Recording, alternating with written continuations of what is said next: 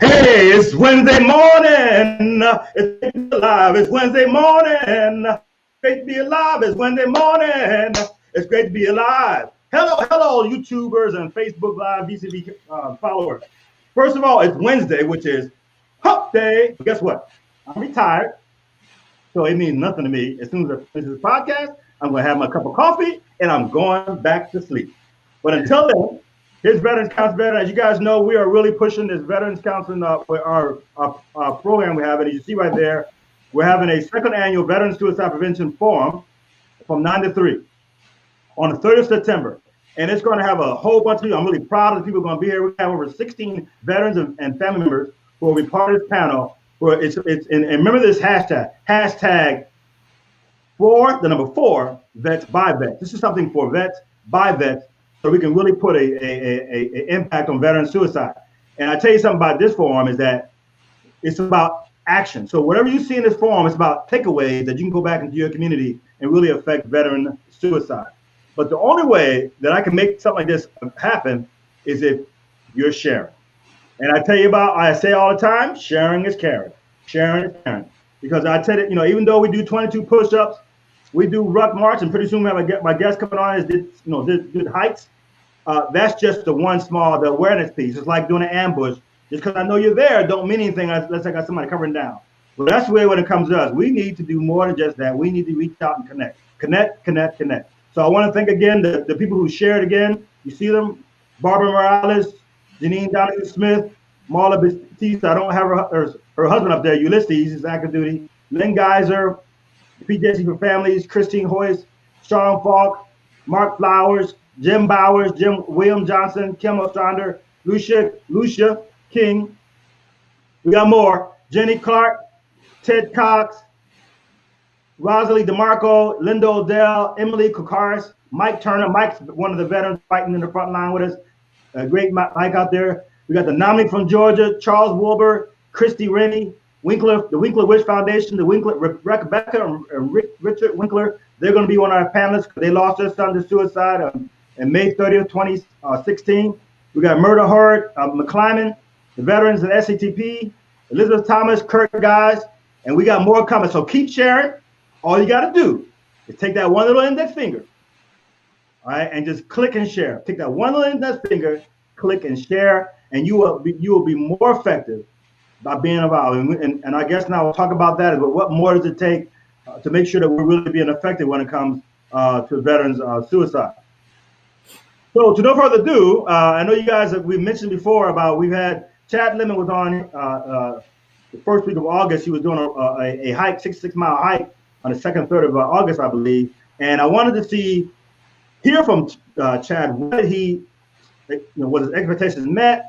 What did he learn? And we're going to talk a couple other things as well. But I just want to further ado, I want to welcome Chad Lemon back to Veterans Council Veterans Facebook. Hey, how you doing, Chad from New York? Doing well. Thanks for having me on again, Tony. Hey, great. I wanted to have a follow-up, because I always want to see, it's all about the follow-ups, right? We always learn about that in the military. It's the follow-ups that matters versus the event. And I want you to kind of walk us through when you first started your ruck march or your hike. And then some little lessons learned that you didn't know about before that could make things better as well. But just give us an insight. The day, Chad came on, laced up his boots, and boom, what happened? Well, it was absolutely brutal. The first lesson learned is realizing when you drive a route and when you walk the route's completely different. Because when I was driving this route, it's like, oh, there's a hill here, there's a hill there, not a big issue. When you walk the route, you realize you're up and downhill the entire way. And that was brutal. So we started off at about 9:30 in the morning. We took off from Citi Field, had about 20 to 30 folks joining us and a bunch of vehicles following us. So we started off, it was great. One issue we had, it was like a military march where you get that slinking effect going on. So it was very long. So what we do next time is make sure we stuck more as a group, have the rabbits in the back a little bit more, instead of kind of leading the march there, which I guess that's just innate in some of us. To be at the front and keep pushing harder. But we had some civilians out there. We had veterans. We had service members, whether they were active or reservists. So we had a good group out there with us. And the locations we stopped at, our checkpoints, were awesome. We first stopped at Leonard's at Great Neck, and we stopped at an IHOP. IHOP wanted to come out and give us like a ton of pancakes, which would have been great on any other day except the hike day. Right, right. But everyone was great. We were able to use the bathroom. They brought water out for us. And this is during the time we have now with the pandemic and a lot of the social distancing. So being able to go into some place and use a bathroom was huge. We weren't expecting that. So one thing we would do next time, and anyone who's planning an event, is go talk to these locations ahead of time and just say, hey, here's what we're doing. What's your guys' thoughts? Are you all right with us being here? And can we come in and things like that? So everybody was more than willing to help us out, which was awesome. We had a lot of folks honking the horn at us, supporting us. And we went probably 27, 28 hours to completion. It was a warm day out. Hydration is continuous. Hydration was obviously important. We had 2 trucks following us the entire time. One was like the emergency vehicle in case anyone had to drop out for a little bit that wasn't an emergency. And we didn't have any emergencies. A couple folks lost some toenails, feet bleeding, feet swollen, all the usual stuff you'd have on any hike, especially one that was very far. So we went from about 20 to 30 to about, I think we're at 4. I'd say about 8 p.m. We dropped down, about 4 of us left. And this was expected because we knew we were going to have folks joining us for part of it, joining us in the middle of it. And we did have folks join us along the way. So it was great to see the participation there. Overnight was great. No one really had any issues with being tired because you're just walking and you're just going. And we carried the U.S. flag, and we carried the Veteran Suicide Awareness Remembrance flag the entire route. We had some folks from the Suffolk County Police Veterans Association come out in the middle of the night and join us. And we got everyone back together with about a mile left to finish it together. And let's see, we had everybody losing toenails. I mean, I lost a couple toenails in the last month. My knees, my calves, my feet, everything knees down was completely swollen. I couldn't move my toes, and I couldn't move my ankles. But that's part of the point of it too, is, I said this at the beginning, is, hey, we're going to be hurting in this physically, but that's just some of the hurt mentally some folks are going through, and we got to push past it and show that we can keep going and going. And that's what everybody did. They pushed past their certain level that they couldn't, or they didn't expect to get to. And definitely like small injuries. And it was great at the very end of it. We had a couple of fire departments come out, the fire trucks and the ladders. Came across the U.S. flag hanging down. We had people clapping us on. So it was a great way to end it. And I definitely enjoyed at 9 or was it about noon. I had a couple of egg sandwiches waiting for me. I could finally eat. So it was great. Definitely great. And I think what we're going to try to do is do this again next year in multiple locations, but do 22 miles instead of 66, so we get more participation in it. And it's tough for folks to go through the middle of the night. So 22 miles, I think we could do about 8 or 9 hours, and we're planning out to do it again next year. Now, your wife also did this a little bit of time, right? Yeah. So my wife just gave birth to her second child about 7 months ago, and she did 15 miles. So she hadn't been able to work out a lot with everything that goes on with having children. So she pushed past farther than I expected her to go, which was awesome. And what was great is she came back in the middle of the night in support role, was following us in the vehicle. And about 2 a.m, she came back out with some fruit for everybody and drove to the end with us. And that was great. She was out there supporting us. A lot of folks out there supporting us. The police came out, and they were kind of our escorts in a way, where we had a police vehicle following us, I think about 50 out of the 66 miles. And they were just coming along. One of the police officers was putting some music on for us. So it was great to have that support from them as well. Now, was there anything that really surprised you about this event that you're like, hey, this was, I never thought of it. This is great. Anything that occurred that said, man, this is great? Yes. So we got the word out to some folks who didn't know about this. We had someone literally pull off to the side of the road, come running out with $50, hand it to us, like, here, I want to support this. So that was awesome. We also had folks, what can I do to help? What can I do to support? So we were able to give them the website. One thing I would have been great to have is like a little card, a little handout to say, hey, here's all the information for you.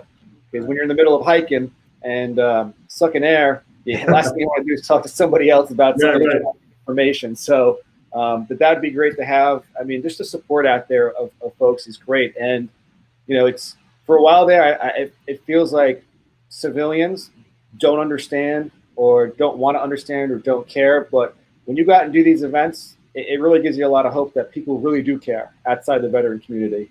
So it's Did you great to find it see difficult with this that. negative? Did you find it difficult with this negative stuff from the negative media and stuff to get any? Because I know that was good to get uplifted, but did you get any media coverage or whatever you was doing this?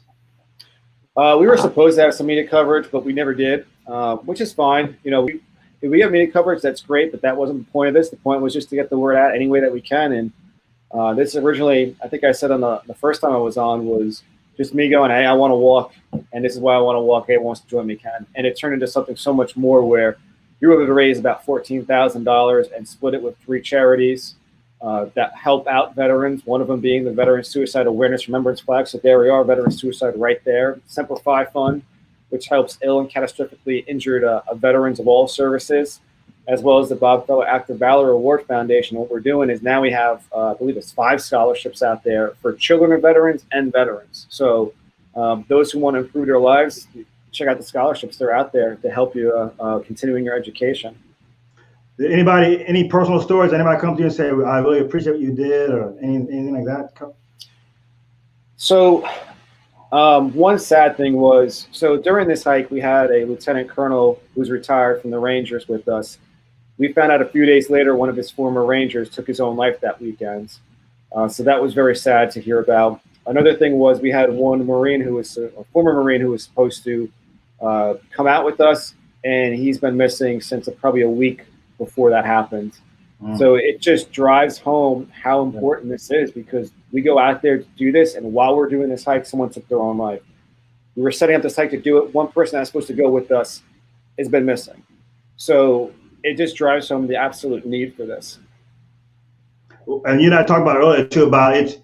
The problem we have right now that everybody's nationalizing, and I always say when it comes to suicide, you can't franchise it, you can't monopolize it, you can't nationalize it, because it's so personal. I can't imagine anything more personal than dying by suicide. So one of the things that we and I talked about as far as we need the entire community, yes, local community to be part of that. What are your thoughts on that? So I come to the conclusion that, the number 22 has dropped from 22 to 20 in a decade. The VA and DoD haven't fixed this. Essentially the number hasn't changed. It's not the DoD and the VA anymore. Maybe they can set up some resources, but this needs to be at the local levels. I would say even just, it's not even just the states, it's the counties. What are you doing in your county to help your veterans in your community with this? We need to connect all these resources, because my experience is veterans that come for assistance, it's not one issue. There's issues layered on issues. Sure. So having that connection, that network, wherever you live is key to success to dropping this. And we talked about before, even if you get your county's count to 0, it's not going to make much of a budge in national level, because it can be different areas. Sure. And we were talking earlier, and I said, you take the U.S. and you put it on a map in Europe, you're going to be in Western Europe straight through to Eastern Europe. And you can imagine how many cultures are out there. So there's multiple cultures just throughout our country. So whatever works in Maine may not work in Texas, which may not work in Wisconsin, which may not work in New York.